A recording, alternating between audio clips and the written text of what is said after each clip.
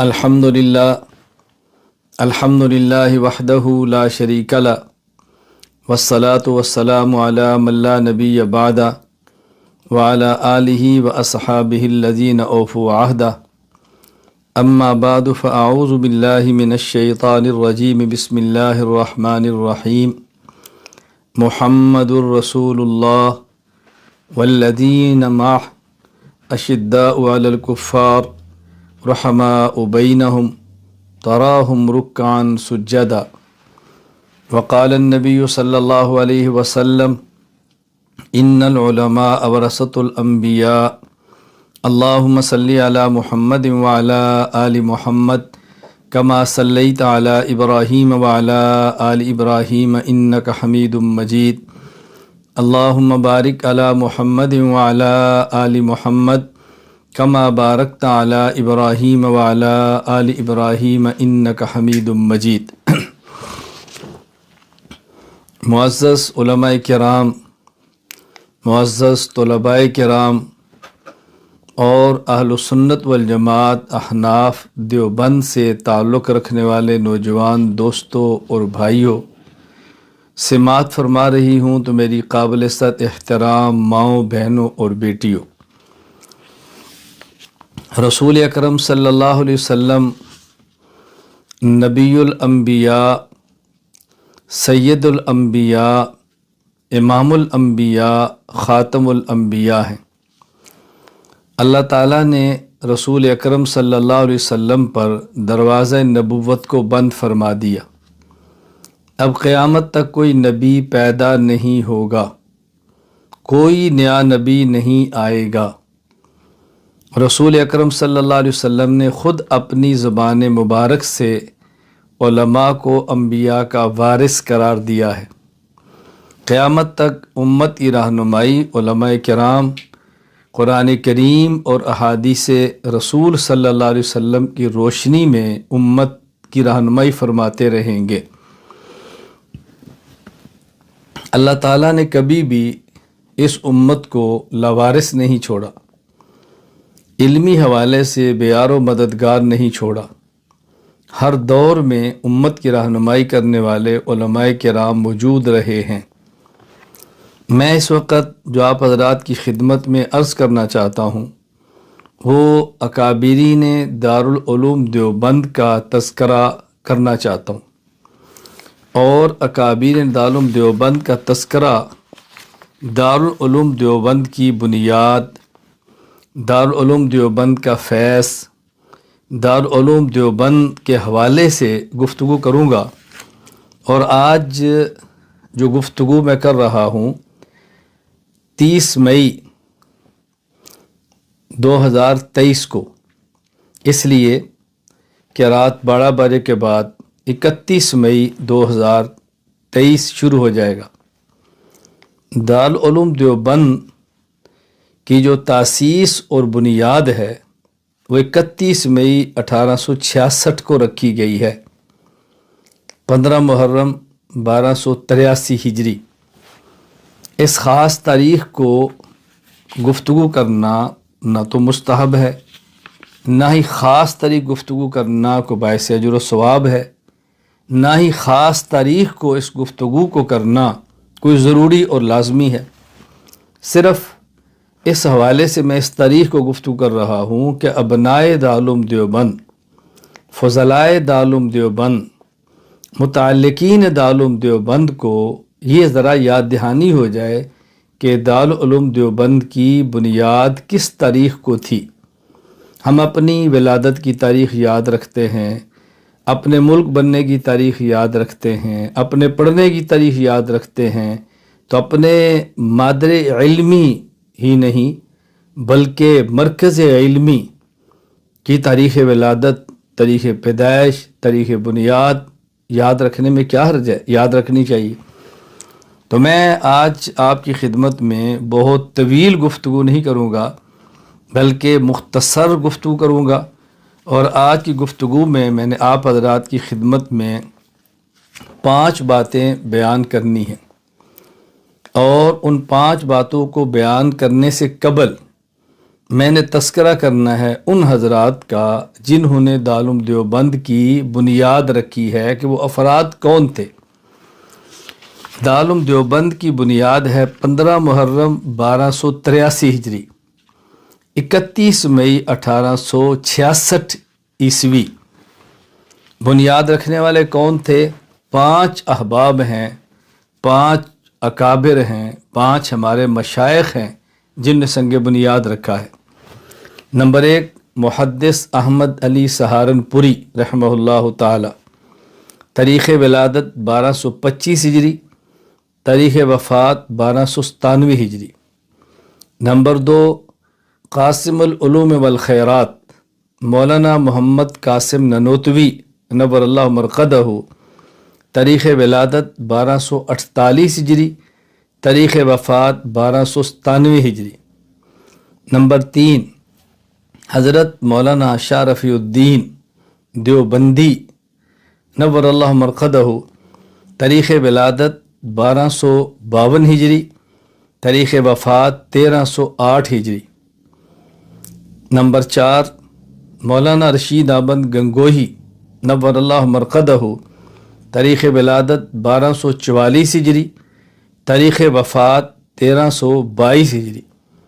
Number 5 سید محمد عابد حسین دیوبندی نور اللہ مرقدہ، تاریخ ولادت 1250 ہجری، تاریخ وفات 1331 ہجری۔ یہ جو میں نے 5 اسماء گرامی بیان کیے ہیں اور جس ترتیب سے بیان کیے ہیں، اس کی وجہ ان حضرات کی تاریخ وفات ہے۔ جو پہلے فوت ہوئے ان کا ذکر پہلے کیا ہے، اس کے بعد فوت ان کے بعد ذکر کیا ہے، اس کے بعد وفات پہ اس کے بعد ذکر کیا ہے، اس کے بعد والوں کا اس کے بعد، اس کے بعد والوں کا اس کے بعد، یعنی جو دنیا سے پہلے رخصت ہوئے ہیں ان کا ذکر پہلے کیا ہے، جو سب سے بعد میں رخصت ان کا ذکر بعد میں کیا ہے۔ میں نے اس ترتیب کو اس لیے سامنے رکھا ہے۔ میں یہ وضاحت اس لیے کر رہا ہوں کہ جو مقام ان میں حضرت مولانا رشید احمد گنگوہی کا ہے وہ اپنی مثال آپ ہے۔ حضرت کے بعد جو علمی مقام مولانا محمد قاسم ننوتوی رحمہ اللہ کا ہے وہ بالکل بے مثال ہے۔ یہ حضرات بہت بڑے تھے، لیکن میں نے تاریخ وفات کے اعتبار سے کہ پہلے کون گئے ہیں، پھر کون گئے ہیں، پھر کون، اس ترتیب سے میں نے ان 5 حضرات کا ذکر کیا ہے۔ آپ حضرات سمجھتے ہیں کہ ہمارے یہاں ایک لفظ بولا جاتا ہے تفاعل، نیک فالی، یعنی کسی کا نام اس بنیاد پہ رکھنا کہ اس نام کا اثر اس کی ذات پہ پڑے گا، اور نام کا اثر اس کی شخصیت پہ پڑتا ہے۔ اس کا تذکرہ احادیث میں موجود ہے۔ رسول اکرم صلی اللہ علیہ وسلم نے بعض اسماء کو تبدیل کیا ہے۔ مثال کے طور پر علی رضی اللہ تعالی عنہ کے ہاں جب بیٹا پیدا ہوا تو آپ صلی اللہ علیہ وسلم نے پوچھا کہ نام کیا رکھا ہے؟ کہا حرب۔ فرمایا حرب تو جنگ کو کہتے ہیں، تو تم ان کا نام حسن رکھو۔ تو نام بدل کے حسن رکھ دیا گیا، اور ظاہر ہے حسن کے نام کا ان کی ذات پر اثر کیا پڑا کہ 2 مسلمانوں کی عظیم فوجیں، جنتی فوجیں جو آپس میں آمنے سامنے تھی اور جنگ ہو رہی تھی، حضرت حسن رضی اللہ تعالیٰ عنہ کے ذریعے اللہ پاک نے ان کی جنگ کو ختم فرما دیا۔ تو یہ جو 5 نام میں نے ذکر کیے ہیں، میں تفاعل اور نیک فالی کے طور پہ ذکر کرتا ہوں کہ ان کے نام کا اثر کیا ہے۔ مثلا محدث احمد علی سہارنپوری رحمہ اللہ تعالی، اب ظاہر ان کے نام میں ایک لفظ احمد ہے اور ایک لفظ علی ہے۔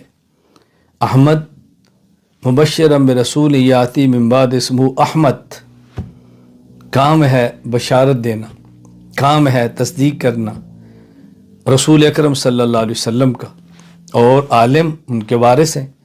تو حضرت پر اس نام کا اثر ہوا ہے کہ آپ مصدق بھی ہیں اور مبشر بھی ہیں، بشارتیں بھی دے رہے ہیں، اور پیغمبر کا وارث ہو کر کتاب و سنت کو بیان بھی فرما رہے ہیں۔ نام کا دوسرا جو اس کے علی، رسول اکرم صلی اللہ علیہ وسلم فرمایا انا مدینۃ العلم وعلی بابها فمن اراد ان یات المدینہ فلیات الباب۔ اللہ اکبر، میں شہر علم ہوں، علی شہر علم کا دروازہ ہے، جو شہر علم میں آنا چاہے وہ دروازے سے ہو کر آئے۔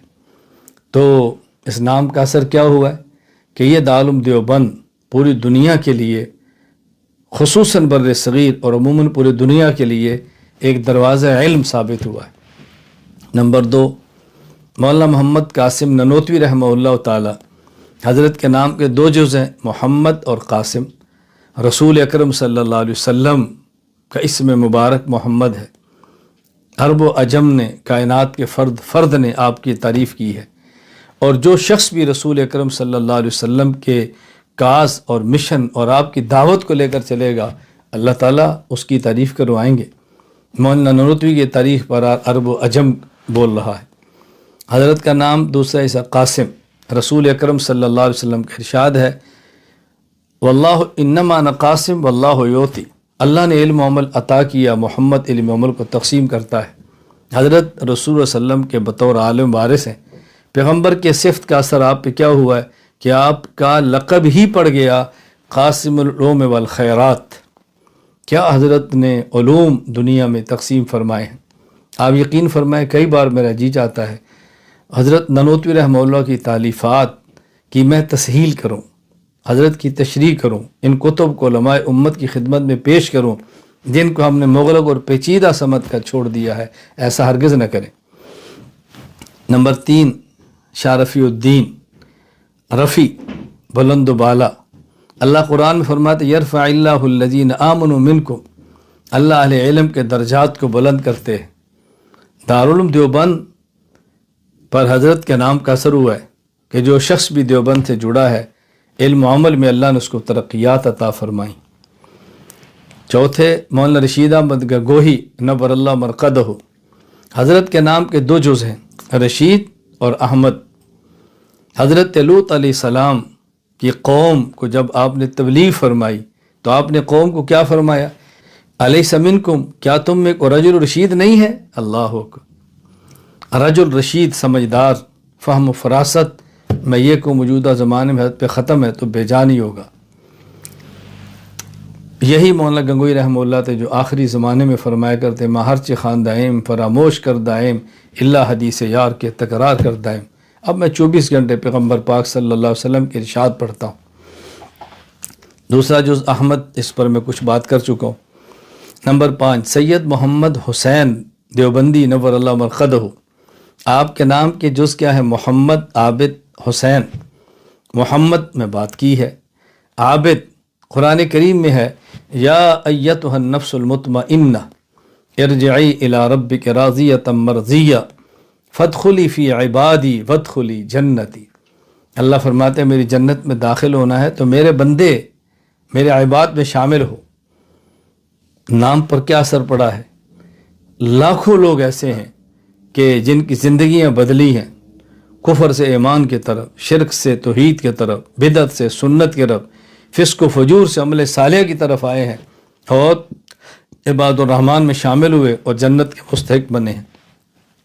اور حسین رسول اکرم صلی اللہ علیہ وسلم کے جسم کا ٹکڑا، شہزادہ اہل جنت، جنتی نوجوانوں کے سردار، میرے اور آپ کا ایمان کے جزو لا ینفک، یزیدیت کے مقابلے میں حق کے علم کو بلند کرنے کا نام حسینیت ہے۔ اور دارالعلوم دیوبند نے کس طرح علم بلند کیا ہے پوری دنیا میں کون نہیں جانتا۔ اس پر تو دلائل کی بھی ضرورت نہیں ہے۔ جب سورج آتا ہے تو یہ اپنے وجود پر خود دلیل ہوتا ہے، چڑھتے ہوئے سورج پر دلیل نہیں دی جاتی۔ میں نے مختصر سی بات کی ہے کہ یہ 5 اشخاص ہیں نیک فالی کے طور پہ کہ جو ان کے نام تھے اللہ پاک نے رسول اکرم صلی اللہ علیہ وسلم وارث بنا کر پیغمبر پاک صلی اللہ علیہ وسلم کی صفات میں سے کچھ ان کو عطا فرمایا ہے۔ حضور کے علم میں سے کچھ علم دیا ہے، کچھ عمل دیا ہے، کچھ زہد دیا ہے، اور ظاہر ہے ہمارے پاس جو کچھ بھی ہے رسول اکرم صلی اللہ علیہ وسلم سے حاصل نہیں کریں گے تو ہم کہاں سے حاصل کریں؟ اللہ تعالیٰ نے کس قدر ان شخصیات کے ناموں کا اثر دارالعلوم پہ ڈالا ہے کہ آج دارالعلوم دیوبند دنیا میں ایک ممتاز اور نمایاں شخصیت، نمایاں حیثیت سے کردار ادا کر رہا ہے۔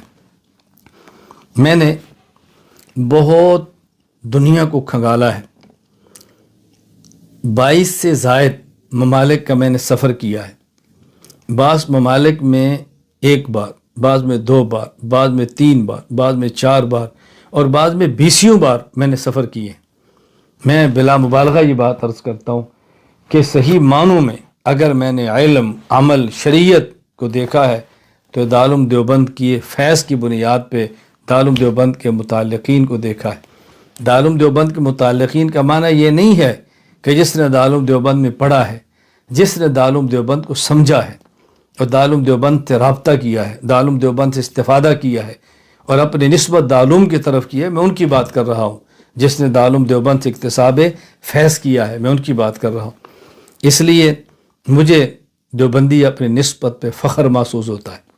میں اپنے بیان کے شروع میں کہا کرتا ہوں، اہل سنت والجماعت احناف دیوبند سے تعلق رکھنے والے دوستوں، مجھے ایک بار ایک شخص نے کہا کہ مولانا بیان کے آغاز میں لفظ کیوں کہتے ہیں اہل سنت والجماعت احناف دیوبند؟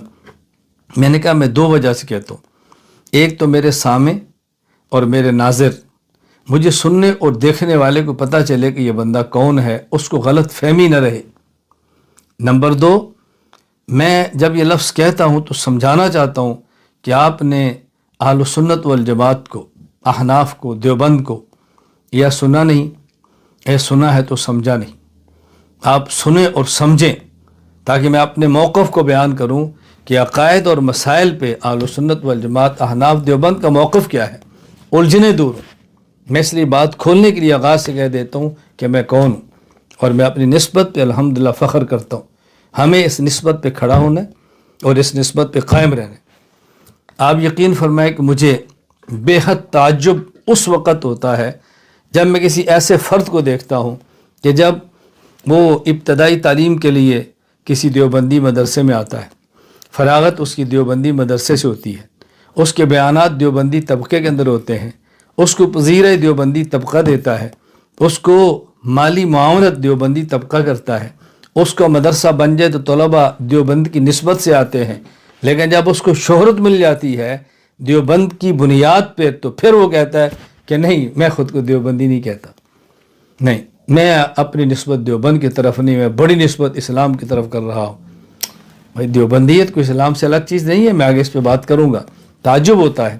اس لیے میں جب بچہ تھا تب بھی خود کو اسی نسبت کی طرف منسوب کرتا تھا، اور اب بھی میں یہ نہیں کہتا کہ میں بہت بڑا ہوں، لیکن اپنے بچوں کا باپ ہوں، میری اولاد بھی ہے، میرے شاگرد بھی ہیں، میری عمر کے کچھ سال ایسے ہیں کہ میں اب بچپن سے اوپر آ گیا ہوں۔ میں آج بھی دیوبندیت پر فخر کرتا ہوں اور میں اللہ تعالیٰ سے دعا کروں گا کہ یا اللہ میرا جینا بھی اہل سنت والجماعت احناف دیوبند کے ساتھ ہو، میرا مرنا بھی اہل سنت والجماعت احناف دیوبند کے ساتھ ہو، اور قیامت کے دن میرا حشر بھی اہل سنت والجماعت احناف دیوبند کے ساتھ۔ اس کا معنی یہ نہیں کہ میں کو الگ کر رہا ہوں۔ صحابہ کی غلامی دیوبند والے کرتے ہیں، پیغمبر ختم نبوت پہ پہرا دیوبند والے دیتے ہیں، اللہ کی توحید کے ڈنکے دیوبند والے بجاتے ہیں۔ تو اہل سنت والجماعت احناف دیوبند کا معنی یہ ہے کہ اللہ ہمارا حشر وہاں پہ ہو جہاں کابرین ہیں، صلحاء ہیں، تابعین ہیں، اتباع تابعین ہیں، صحابہ کرام ہیں، اور رسول اکرم صلی اللہ علیہ وسلم کے لواء الحمد کے نیچے اے اللہ ہمیں تو کھڑا کرنا۔ یہ معنی ہے اس کا۔ بات کو اچھی طرح سمجھنے کی کوشش کریں۔ تو سب سے پہلے میں نے آپ کی خدمت میں عرض کیا ہے کہ دارالعلوم دیوبند کی بنیاد کنہوں نے رکھی تھی۔ میں اس کے بعد 5 باتیں آج کی مجلس میں جو عرض کرنی ہے میں وہ عرض کر دیتا ہوں تاکہ ہم اپنی بات کو تسلسل کے ساتھ آگے جاری رکھ سکیں۔ نمبر 1 بات وہ یہ کہ دارالعلوم دیوبند جو بنا ہے تو اس دارالعلوم دیوبند نے دنیا میں خدمات کیا سر انجام دی ہے، یہ بات اچھی طرح ذہن نشین فرما لیں کہ دارالعلوم دیوبند نے خدمات کیا سر انجام دی ہے۔ اگر میں مختصر لفظوں میں کہوں تو میں یہ کہوں گا کہ تکمیل دین رسول اکرم صلی اللہ علیہ وسلم پہ ہوئی ہے، اور تمکین دین صحابہ کرام پر ہوئی ہے، تدوین دین امام ابو حنیفہ پر ہے، اور تطہیر دین علماء دیوبند کے اوپر ہے۔ رسول اکرم صلی اللہ علیہ وسلم پر اللہ تعالیٰ نے دین کو کامل اور مکمل فرما دیا، صحابہ نے اپنی جان مان اولاد دے کر دین کو مضبوط کر دیا۔ امام ابو حنیفہ رحمۃ اللہ علیہ نے شب و روز لگا کے شاگردوں کی جماعت تیار کر کے دین اسلام کو لکھنے میں پہل کر کے تدوین دین فرمایا ہے، اور جب عرب و عجم سے، شمال و جنوب سے، شرق و غرب سے دین پر حملے ہوئے ہیں تو پھر تطہیر دین دیوبند والوں نے کی ہے۔ انہوں نے دین کو بالکل صاف اور نکھار کے امت کے سامنے پیش کیا ہے۔ لیکن میں قدر تفصیل سے پیش کرتا ہوں کہ دارالعلوم دیوبند نے کیا خدمات سر انجام دی ہیں۔ میں یہ بات کہنے میں حق بجانب ہوں کہ تحفیظ القرآن میں دارالعلوم دیوبند کی مثالی خدمات ہیں، اور آج میں اگر یہ دعویٰ کروں تو میرے دعوے کو دنیا کی کوئی طاقت جھٹلا نہیں سکتی کہ دارالعلوم دیوبند سے منسلک ہند و پاک اور پوری دنیا کے مدارس میں جس قدر قرآن کریم حفظ کرایا جا رہا ہے، اس کی کوئی مثال نہیں، کوئی اس کی مثال نہیں ہے۔ سب سے زیادہ حفظ قرآن کریم دارالعلوم دیوبند سے متعلق مدارس کے اندر کرایا جا رہا ہے۔ میں مثلا آپ کے سامنے بیٹھوں، میں اگر اپنی بات کروں، میرے والد قرآن کریم کے حافظ، میں بحمداللہ قرآن کریم کا حافظ، اور میری بڑی بیٹی قرآن کریم کی حافظہ، اس کے بعد بیٹی قرآن کریم کی حافظہ، اس کے بعد بیٹا قرآن کریم کا حافظ، اس کے بعد بیٹی قرآن کریم کی حافظہ، اس کے بعد بیٹی قرآن کریم کی حافظہ، اب اس کے بعد بچے چھوٹے ہیں اور سب لگے ہوئے ہیں، انشاءاللہ اللہ نے چاہا تو یہ قرآن کریم حفظ کریں گے، بیٹی بھی اور بیٹی۔ میں گھر کی بات کر رہا ہوں، میں اس لیے آپ کی خدمت میں عرض کر رہا ہوں کہ اس کی دنیا میں مثال ہے۔ علم تفسیر میں بلا شک و شبہ دارالعلوم دیوبند سے منسلک مدارس نے ہزاروں کی تعداد میں مفسر پیدا فرمائے اور ہزاروں کی تعداد میں تفاسیر لکھی گئی۔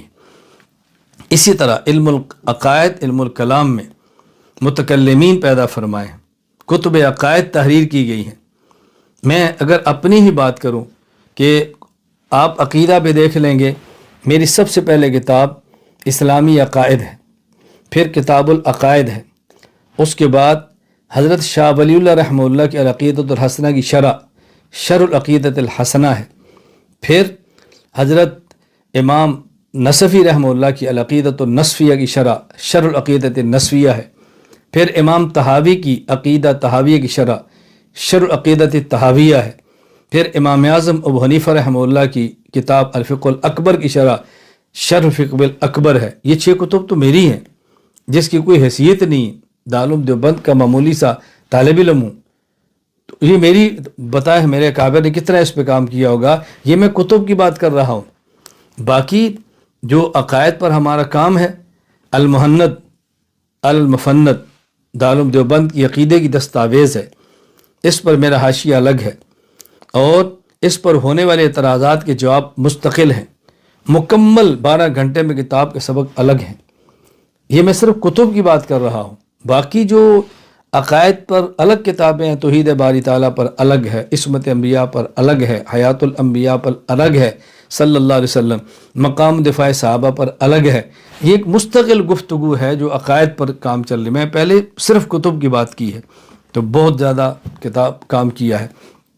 علم تفسیر پر میرا خلاصۃ القرآن ہے، ہر پارے کا خلاصہ 10-11 صفحات میں ہے، 5 جلدوں میں دروس القرآن ہے، جس میں آیات عقائد، آیات احکام کی وضاحت ہے، اور درسی انداز میں، سبق کے انداز میں، بیان کے انداز میں۔ پھر الحمدللہ ترجمۃ القرآن کریم آخری درجے میں پہنچ گیا ہے بحمداللہ تعالی۔ اب اس میں ایک ایک لفظ کا ترجمہ الگ ہے، بامحاورہ ترجمہ الگ ہے، پھر حواشی آئیں گے۔ 5واں کام انشاءاللہ تفصیلی اللہ نے زندہ رکھا تو تفسیر القرآن کریم پر ہوگا۔ یہ میں بہت مختصر سا تعارف عرض کر رہا ہوں، میرا مقصد اپنے کام کا تعارف کرانا نہیں، میں تو دارالعلوم دیوبند سے متعلق خدمات کی بات کر رہا ہوں۔ اسی طرح علم حدیث محدثین پیدا فرمائے، علم حدیث کی کتب آئی ہیں۔ میں اپنی ہی کتب اگر بتاتا چلا جاؤں، شمائل ترمذی کی شرح زبدۃ الشمائل ہے، دروس الحدیث جلد اول چھپ گئی ہے، جلد ثانی آخری مرحلے میں ہے، جلد ثالث پہ کام شروع ہے، اور اسی طرح 2 سال علم دین، 4 سال عالم کورس کے لیے الگ الگ احادیث کے اوپر کام ہوا ہے۔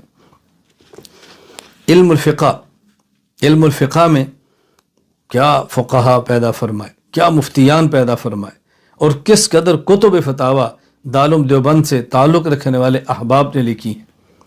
میں پھر آپ فرمائیں گے کہ میں نے شاید اپنے کام کا تعارف شروع کرا دیا، ورنہ میں فقہ پہ خدمات عرض کرتا کہ کس حد تک تو میرا کام ہے جو کسی درجے میں نہیں، ایک معمولی سا طالب علم ہوں، تو اکابر کی کیا خدمات ہوگی اس کے اوپر آپ اندازہ فرما سکتے ہیں۔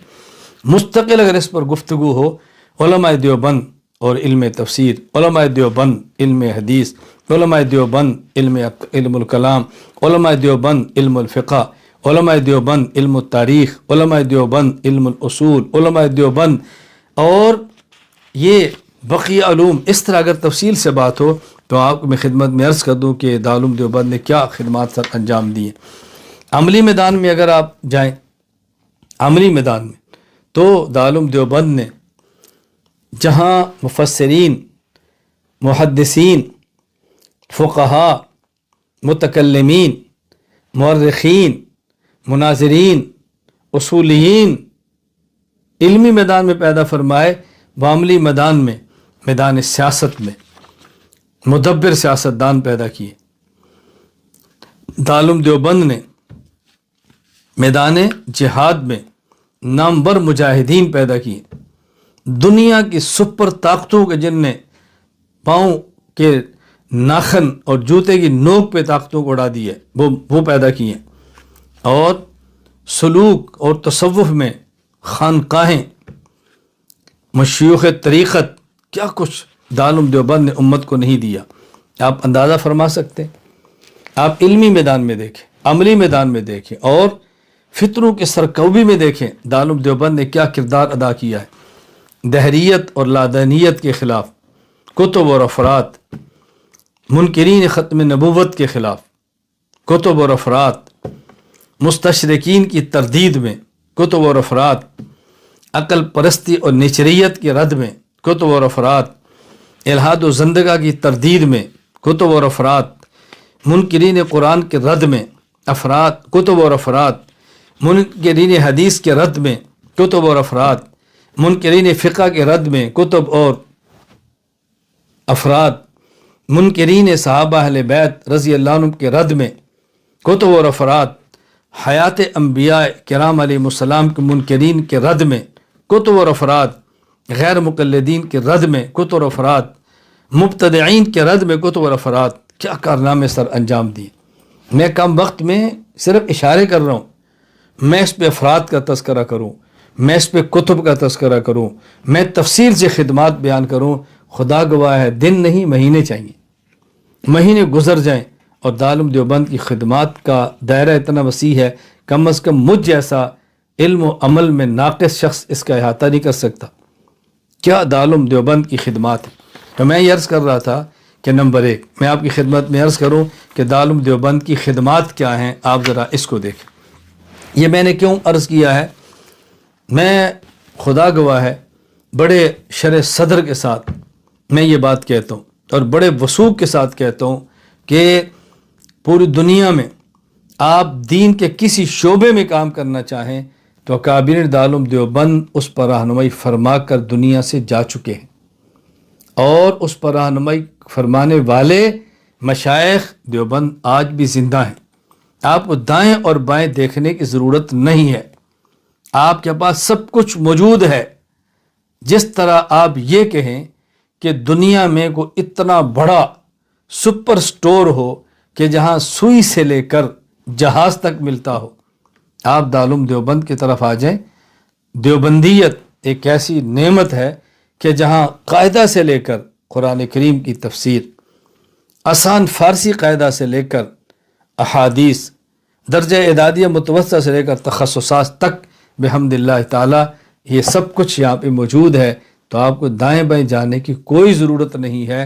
آپ اپنے آپ کو پاؤں پہ کھڑا کرو اور اپنی مرکزیت کو دیکھو، اپنے اکابر کے ساتھ ہم جڑ کر رہیں، دائیں بائیں مت جائیں۔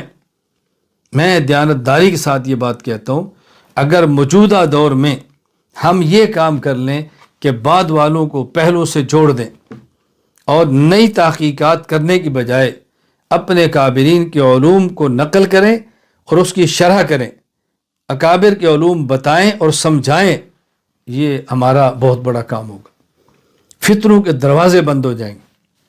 میں یہاں درمیان میں فضلاء، علماء، طلباء اور کام کرنے والے افراد کی خدمت میں گزارش کروں گا، اگر کسی عقیدہ اور کسی مسئلہ پر آپ کام کرنا چاہتے ہیں تو سب سے پہلے اپنے اکابرین دیوبند کی کسی کتاب اور تحریر کو دیکھ لیں، اس عقیدہ اور مسئلہ سمجھ لیں، اس کے بعد آپ اوپر کتابوں میں چلتے چلے جائیں تو آپ کبھی بھی دائیں بائیں نہیں جا سکیں گے، کبھی بھی گمراہی کے دروازے پر آپ دستک نہیں دیں گے انشاءاللہ۔ مجھے اللہ کی ذات پر بھروسہ ہے کہ صحیح رخ پہ آ جائیں گے۔ میرے ہاں کئی بار حضرات ملنے کے لیے آتے ہیں اور میں اپنے کمرے میں بیٹھا ہوتا ہوں، میں مرکز اہل سنت والجماعت کی بات کرتا ہوں تو میں آنے والے سے کہتا ہوں بھی آپ میری لائبریری دیکھ لیں، بڑی چھوٹی سی ہے جس کا میں مطالعہ کرتا ہوں۔ حضرت ننوتوی کتب ہیں، حضرت تھانوی کی کتب ہیں، حضرت مدنی کی کتب ہیں، حضرت شیخ زکریا، میرا یہی علم ہے۔ باقی بہت بڑی لائبریری موجود ہے علماء کرام کے استفادے کے لیے، میرے لیے یہ کافی اور وافی ہے میرے اکابر۔ اللہ ہمیں یہ بات سمجھنے کی توفیق عطا فرمائے۔ نمبر 1، دارالعلوم دیوبند کی خدمات میں نے بہت مختصر اور اختصار سے آپ کی خدمت میں بیان کی ہیں۔ نمبر 2، 4 لفظ اچھی طرح سمجھ لیں: دین، مسلک، مذہب اور منہج۔ دین نام ہے منصوصات قطعیات کا جس کا انکار کرنا دائرہ اسلام سے نکال دیتا ہے۔ مسلک نام ہے منصوصات ظنیات کا جن کا انکار کرنا دائرہ اہل سنت والجماعت سے نکال دیتا ہے۔ اور مذہب نام ہے اجتہادیات کا، ایک امام کے مذہب کی بجائے دوسرے امام کے مذہب کو اختیار کر لیا جائے تو اس سے کچھ بھی نہیں ہوتا، بس ایک امام کی تقلید سے دوسرے امام کی تقلید پہ ہم چلے جاتے ہیں اور کچھ بھی نہیں۔ مذاہب۔ نمبر 4، منہج، یہ نام ہے طریقہ کار کا۔ طریقہ کار: دین منصوصات قطعیات، مسلک منصوصات ظنیات، مذہب اجتہادیات، منہج طریقہ کار۔ ہمارا دین اسلام ہے، ہمارا مسلک اہل سنت والجماعت ہے، ہمارا مذہب احناف ہے، ہمارا منہج دیوبند ہے۔ دیوبندیت الگ دین نہیں، دیوبندیت الگ مسلک نہیں، دیوبندیت الگ مذہب نہیں، دیوبندیت منہج ہے۔ اب اس منہج کو سمجھنا ضروری ہے کہ دیوبندیت کیا منہج ہے، دیوبندیت کیا منہج ہے۔ میں بہت زیادہ تفصیلات میں نہیں جا رہا، میں بار بار عرض کر رہا ہوں، میں کم وقت میں اپنی بات کو پورا کرنا چاہتا ہوں۔ دیوبندیت کے منہج کو سمجھیں۔ دیوبندیت کا منہج، میں بہت ساری باتیں کہا کرتا ہوں۔ دیوبندیت کا منہج کیا ہے؟ ہم متصدد ہیں، متشدد نہیں۔ متصدد کا معنی اپنے موقف پر کاربند ہیں، متشدد کا معنی اپنے موقف پر سخت ہیں۔ ہم متصدد اپنے موقف پر مضبوط ہیں، متشدد اپنے موقف پر سخت نہیں۔ مضبوطی اور سختی میں وہی فرق ہے جو ریشم کے رسے اور لوہے کے زنجیر میں فرق ہے۔ ریشم کا رسہ نرم ہوتا ہے، ٹوٹتا نہیں ہے۔ لوہا، زنجیر، یہ سخت ہوتا ہے، ٹوٹ جاتا ہے۔ ہم ریشم کے رسے ہیں، ہم لوہے کے زنجیر نہیں ہیں۔ یہ دیوبندیت کا منہج ہے۔ ہم متسلب ہیں، متعصب نہیں۔ متسلب کہتے ہیں اپنے موقف پر کاربند، اپنے موقف کا پابند، اپنے موقف کا محافظ۔ اور متعصب کہتے ہیں ضدی۔ ہم اپنے موقف پر کاربند ہیں، اپنے موقف پر پابند ہیں، لیکن دوسرے کے موقف کے بارے میں ہم ضدی نہیں ہیں، ہم ہٹ دھرم نہیں ہیں، ہم کینہ پرور نہیں ہیں۔ دیوبندیت منہج ہے۔ دیوبندیت منہج کیا ہے؟ ہم اپنے اکابرین کی پگڑیوں کا دفاع کرتے ہیں اور اس کو غیرت سمجھتے ہیں، اور دوسروں کے اکابرین کی پگڑیاں نہیں اچھالتے کہ دوسروں کے اکابرین کی پگڑیاں اچھالنا ہم فرقہ واریت سمجھتے ہیں۔ اکابرین کی پگڑیاں اپنوں کی اس کا دفاع کرتے ہیں اور دوسروں کے اکابرین کی پگڑیاں اچھالتے نہیں ہیں۔ میری زندگی اس بات پر گواہ ہے، آپ اس کو اچھی طرح دیکھ لیجئے۔ دیوبندیت ایک منہج ہے۔ منہج کیا ہے؟ اپنا جیسا بھی ہو وہ اپنا ہے، اور غیر جیسا بھی ہو وہ غیر ہے۔ جیسا بھی سمجھیں، جو صحیح العقیدہ ہے وہ عملی اعتبار سے کتنا بھی کمزور ہو وہ ہمارے سر کا تاج ہے، اور جو بد عقیدہ ہے وہ عملی اعتبار سے جتنا بھی اچھا ہو ہمارے لیے اس کی کوئی قیمت نہیں ہے۔ قیمت صحیح عقیدے کی ہے، عقیدہ صحیح ہو باقی چیزیں بعد میں دیکھی جاتی ہیں۔ دیوبندیت ایک منہج کا نام ہے، اس کو اچھی طرح سمجھیں۔ دیوبندیت ایک منہج ہے۔ ہمارا منہج کیا ہے؟ ہم قانون کو توڑیں گے نہیں اور ہم اسلام کو چھوڑیں گے نہیں۔ قانون کو توڑیں گے نہیں، اسلام کو چھوڑیں گے نہیں۔ جس ملک میں رہتے ہیں اس ملک کے قوانین کے دائرے میں رہتے ہوئے ہم اسلام کا کام کریں گے، ہم تبلیغ کا کام کریں گے، ہم دین کا کام کریں گے، اخلاق کا کام کریں گے، ہم اپنے نظریات کو پھیلانے کا کام کریں گے۔ قانون کو توڑیں گے نہیں اور ہم اسلام کو چھوڑیں گے نہیں۔ دیوبندیت ایک منہج ہے۔ اس منہج کا مطلب کیا ہے کہ ہم اجتہاد اور الحاد میں فرق کرتے ہیں۔ اجتہاد نام ہے نئے پیش آنے والے مسئلے پر شریعت کے اصولوں کی روشنی میں رائے قائم کرنا، اور الحاد نام ہے صدیوں سے ثابت شدہ مسئلے کا اپنی ناقص رائے اور بے بنیاد چیز پر انکار کرنا۔ اجتہاد الگ چیز ہے، الحاد الگ چیز ہے۔ لوگ الحاد پھیلانے کے لیے یہ لفظ بول دیتے ہیں، کیا اجتہاد کا دروازہ بند ہے؟ ہم نے کہا اجتہاد کا دروازہ کھلا ہے لیکن الحاد کا دروازہ بند ہے۔ آپ بتائیں کہ یہ نعرہ لگانے والوں نے کون سا کوئی نیا مسئلہ ہے کہ جس پر اپنی رائے پیش کی ہو؟ بس جس پر امت کا اتفاق ہے، جس پر تحقیقات موجود ہیں اور جس میں مزید رائے کی گنجائش نہیں، وہاں رائے پیش کر کے الحاد کا دروازہ کھولا جاتا ہے اور نام اس کا اجتہاد رکھ دیا جاتا ہے۔ تو دیوبندیت ایک منہج ہے، اس کو سمجھیں۔ میں یہی بات بار بار سمجھاتا ہوں کہ ہم نت نئی تحقیقات پیش کرنے کی بجائے ہم اپنے اکابرین کے علوم کے ناقل اور شارع بنیں۔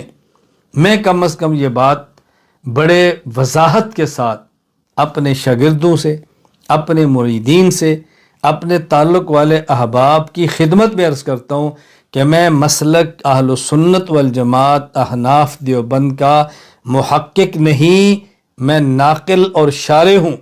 اپنے اکابرین کی بات بتاتا ہوں اور انہی کی بات کو آسان لفظوں میں سمجھاتا ہوں، میرا یہی کام ہے۔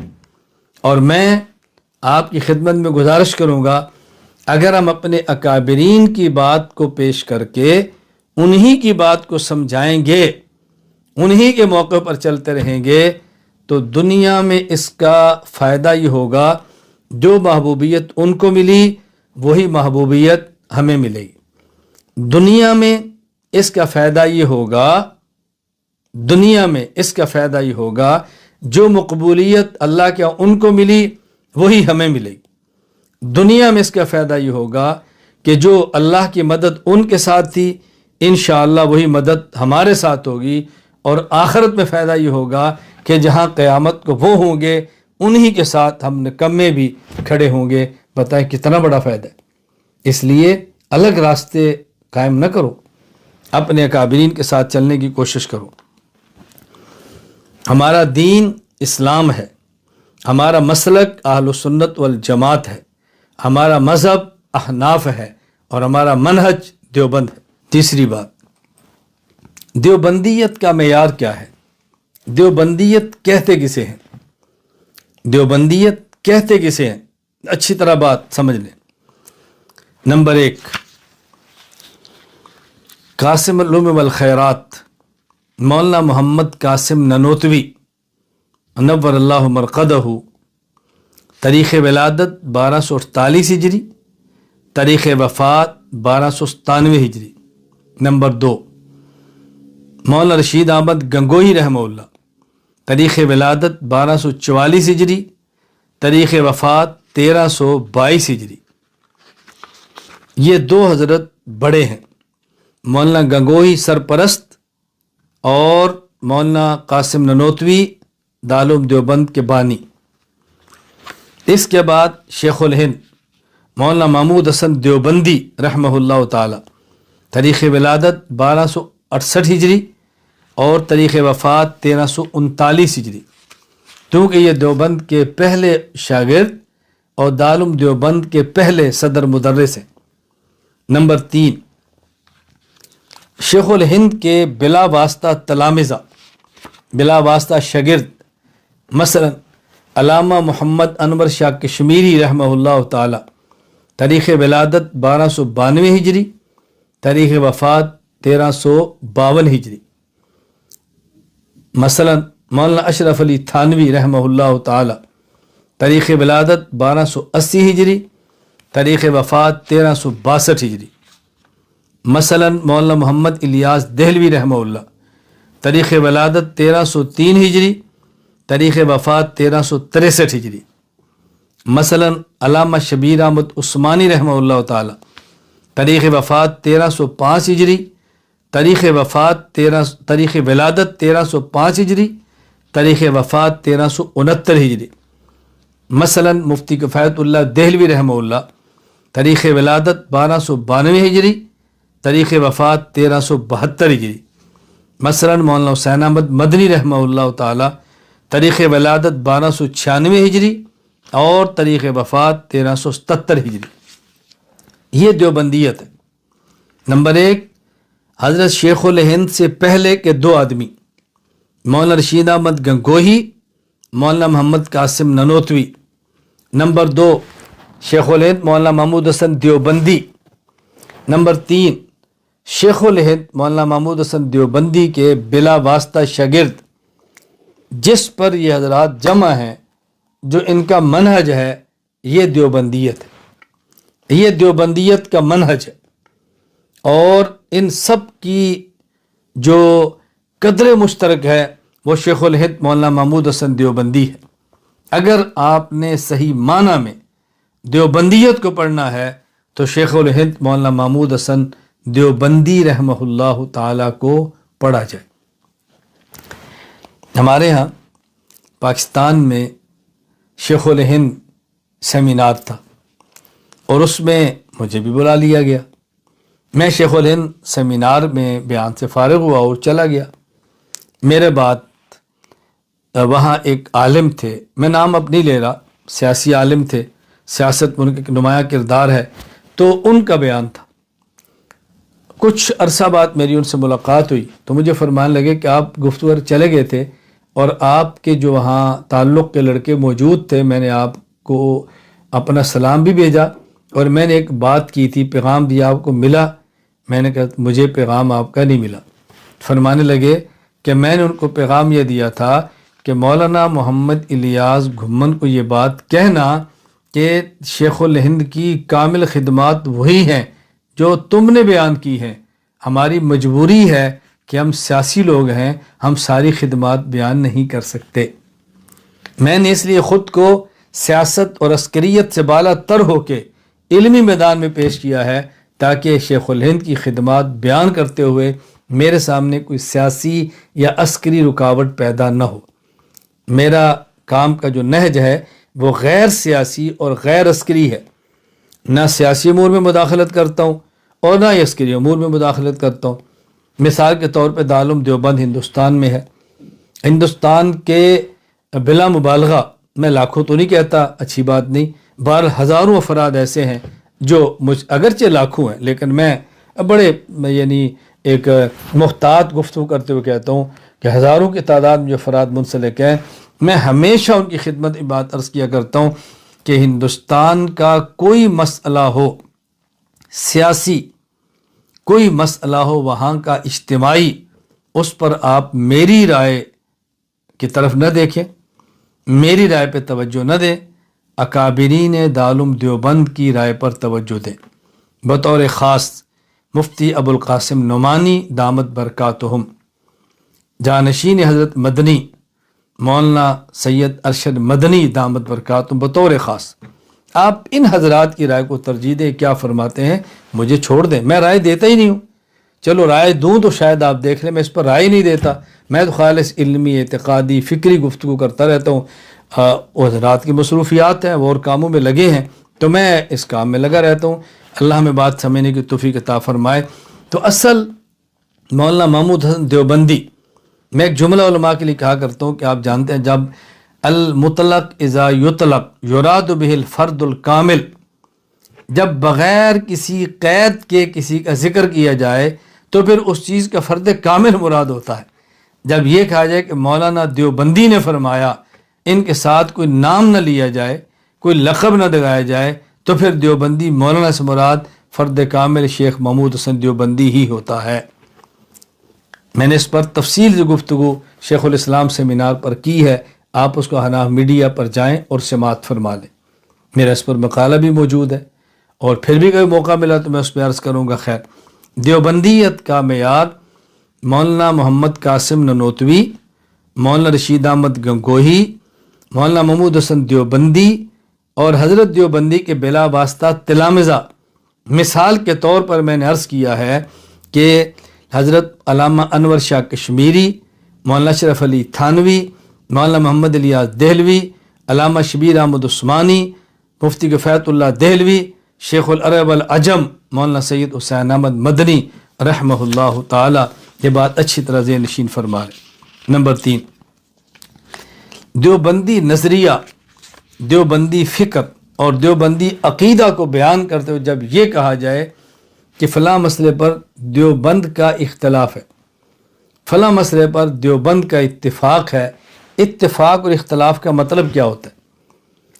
اگر کسی نظریہ اور کسی مسئلہ پر مولانا رشید احمد گنگوہی، مولانا محمد قاسم ننوتوی، مولانا محمود حسن دیوبندی اور ان کے بلا واسطہ تلامذہ علامہ کشمیری، حضرت تھانوی، حضرت مدنی، حضرت دہلوی، یہ جب کسی نظری اور مسئلے پر جمع ہو جائیں تو یہ کہیں گے کہ یہ دیوبندیوں کا اتفاقی مسئلہ ہے. اور جب یہ کسی مسئلے پر اختلاف فرما لیں تو پھر کہا جائے گا کہ یہ دیوبندیوں کا اختلافی مسئلہ ہے. اور اگر ان کے بعد آنے والا کوئی شخص ان کے متفقہ نظریے سے اختلاف کرے تو اس کو یہ نہیں کہیں گے یہ دیوبندیت کا اختلافی مسئلہ ہے، اس مسئلے میں دیوبندیوں میں اختلاف ہے، بلکہ یہ کہیں گے اس مسئلے پر فلاں حضرت کا دیوبندیوں سے اختلاف ہے. مثال کے طور پہ عقیدہ حیات النبی صلی اللہ علیہ وسلم، انبیاء علیہ السلام اپنے اجساد عنصریہ، ان زمینی اجسام مبارکہ کے ساتھ اپنی زمینی قبور مبارکہ میں زندہ ہیں تعلق روح کے ساتھ. ان کی قبر پر صلاۃ والسلام پڑھا جائے تو خود سنتے ہیں، دور سے پڑھا جائے تو ملائکہ پہنچاتے ہیں. یہ دیوبندیت کا اتفاقی عقیدہ ہے. اب اگر کوئی شخص اس عقیدے سے اختلاف کرتا ہے، یہ ہرگز نہیں کہیں گے کہ عقیدہ حیات النبی میں علماء دیوبند کا اختلاف ہے. یہ کہیں گے عقیدہ حیات النبی میں فلاں شخص، فلاں جماعت، فلاں طبقہ جو خود کو دیوبندیوں کی طرف منسوب کرتا ہے، عقیدہ حیات النبی میں ان کا علماء دیوبند سے اختلاف ہے. یہ نہیں کہیں گے کہ اس میں دیوبند کا اختلاف ہے. دیوبند سے اختلاف ہونا اور بات ہے اور دیوبند میں اختلاف ہونا اور بات ہے. اس کی بڑی وضاحت سن لیں. جس طرح پورے عالم اسلام کا اتفاق ہے 1550 سال سے تقریباً کہ حضور اکرم صلی اللہ علیہ وسلم آخری نبی ہیں، رسول اکرم صلی اللہ علیہ وسلم آخری نبی ہیں، اس پر تمام عالم اسلام کا اتفاق. اب مرزا غلام احمد قادیانی نے اس کا انکار کیا ہے. کوئی شخص یہ نہیں کہہ سکتا کہ ختم نبوت کے عقیدے میں مسلمانوں کا آپس میں اختلاف ہے. ہم یہ کہیں گے عقیدہ ختم نبوت میں تمام مسلمانوں کے اختلاف ہے اور مرزا غلام احمد قادیانی کا ختم نبوت میں مسلمانوں سے اختلاف ہے. تو قادیانیوں کے اختلاف کو مسلمانوں میں اختلاف نہیں کہیں گے بلکہ مسلمانوں سے اختلاف کہیں گے۔ عقیدہ حیات النبی صلی اللہ علیہ وسلم کے مسئلہ پر مماتیت کا جو اختلاف ہے یہ نہیں کہیں گے علماء دیوبند میں اختلاف ہے، بلکہ یہ کہیں گے ان کا علماء دیوبند سے اختلاف ہے۔ تو دیوبندیت میں اختلاف اور بات ہے اور دیوبندیت سے اختلاف اور بات ہے۔ نمبر 5، میرا عزم مصمم ہے، میرا پختہ ارادہ ہے، اور میں چاہوں گا میری اس گفتگو سننے والا ہر فرد یہ پختہ ارادہ کر لے کہ جس طرح دارالعلوم دیوبند نے دنیا کے 50 سے زائد ممالک میں خصوصاً اور تقریباً اکثر ممالک میں عموماً فیض پہنچایا ہے، مراکز قائم کیے ہیں، افراد پہنچائے ہیں، میرا پختہ ارادہ ہے انشاءاللہ، آپ بھی ارادہ فرمائیں کہ ہم اپنے اکابرین دارالعلوم دیوبند کے مسلک کو ان کے منہج کے مطابق لے کر چلتے ہوئے پوری دنیا میں ایسے مراکز قائم کریں گے انشاءاللہ کہ جو عقائد کے لیے درسگاہ ہوں، مسائل کے لیے دارالافتاء ہوں، اور اخلاق اور تزکیہ نفس کے لیے خانقاہ ہوں، اور ایسے افراد پیدا کریں گے جو عقائد کے معاملے میں متکلمین بھی ہوں، مسائل بتانے کے لیے مفتیان بھی ہوں، اور امت کی رہنمائی کرنے کے لیے شیوخ اور مرشدین بھی ہوں۔ اس کے لیے میں اور آپ نے تیاری کرنی ہے اور ہم نے کوشش کرنی ہے، اور میں چاہوں گا کہ اس پر پوری دنیا سے جو حضرات اس عزم کو لے کر چلنا چاہیں اور آگے بڑھنا چاہیں وہ اپنے آپ کو جوڑیں، اپنے آپ کو پیش کریں، اور اپنے آپ کو اس فکر کا حصہ بنائیں کہ ہم انشاءاللہ دنیا کے تمام ممالک میں جس حد تک ممکن ہوا، شہروں میں، قصبوں میں، بستیوں میں، دیہاتوں میں، ہم انشاءاللہ ایسے ادارے ضرور قائم کریں گے۔ اللہ تعالیٰ مجھے اور آپ کو اپنے اکابرین کے ساتھ وابستہ رکھے۔ میں نے جہاں سے بات شروع کی تھی وہاں اپنی بات ختم کرتا ہوں کہ میرا تعلق اہل سنت والجماعت احناف دیوبند کے ساتھ ہے۔ میں نے آج کے اجلاس میں دیوبند کی بنیاد بتاتے ہوئے میں نے 5 باتیں عرض کی ہیں۔ نمبر 1، دارالعلوم دیوبند کا دنیا میں کردار کیا ہے۔ نمبر 2، دین، مسلک، مذہب اور منہج میں فرق کیا ہے۔ نمبر 3، دیوبندیت کا معیار کیا ہے۔ نمبر 4، دیوبندیت میں اور دیوبندیت سے اختلاف کا مطلب کیا ہے۔ نمبر 5، میرا عزم مصمم کیا ہے۔ اللہ تعالیٰ مجھے اور آپ سب کو مرتے دم تک عافیت کے ساتھ دین کی مقبول خدمت کی توفیق عطا فرمائے، اور اللہ تعالیٰ ہمیں اپنے اکابرین کے ساتھ زندہ رکھے، اکابرین کے ساتھ موت دے، اور اپنے اکابرین کے ساتھ اللہ ہمارا قیامت کے دن حشر فرمائے۔ وآخر دعوانا ان الحمد للہ رب العالمین۔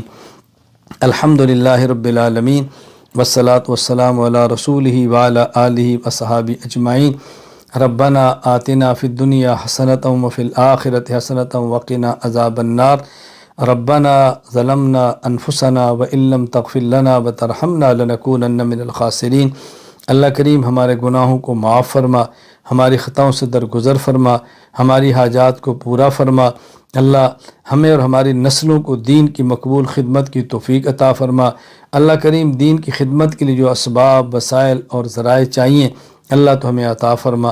اے اللہ کریم عالم اسلام کے ہر فرد کی تو مدد فرما۔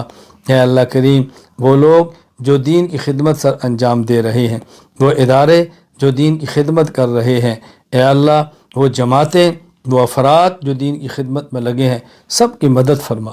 اللہ تو سب کی مدد فرما۔ اللہ تو سب کو قبولیت خاصہ، قبولیت عامہ عطا فرما۔ اے اللہ جو لوگ اس وقت میرے ساتھ شریک ہیں، اے اللہ میں ان سب کے لیے دعا کرتا ہوں، اللہ ان کے دامن کو خوشیوں سے بھر دے۔ ہمارے بھائیوں، ہماری بہنیں، ہمارے بزرگوں، ہماری مائیں، ہمارے بیٹوں اور ہماری بیٹیاں، اللہ تو سب کے دامن خوشیوں سے بھر دے۔ اللہ تو سب کو عزت عطا فرما، صحت عطا فرما، عفت عطا فرما، عافیت عطا فرما، مال، جان، اولاد، عمر، علم میں برکت عطا فرما۔ اے اللہ تو دارالعلوم دیوبند کی حفاظت فرما۔ اے اللہ اس کے فیض کو عام فرما۔ جو ہمارے اکابر دنیا سے چلے گئے اللہ ان کی مغفرت فرما، درجات بلند فرما۔ اے اللہ جو زندہ ہیں ان کی حفاظت فرما۔ اے اللہ جو بعد میں آنے والے ہیں ان کو بھی دین کی مقبول خدمت کی توفیق عطا فرما۔ یا اللہ جو دعائیں مانگی اپنے پیارے حبیب صلی اللہ علیہ وسلم کا صدقہ ہماری ان دعاؤں کو قبول فرما۔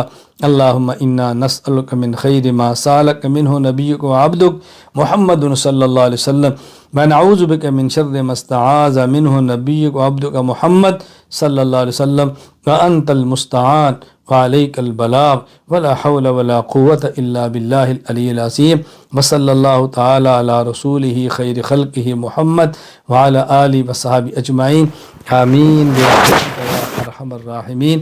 السلام علیکم ورحمۃ اللہ وبرکاتہ۔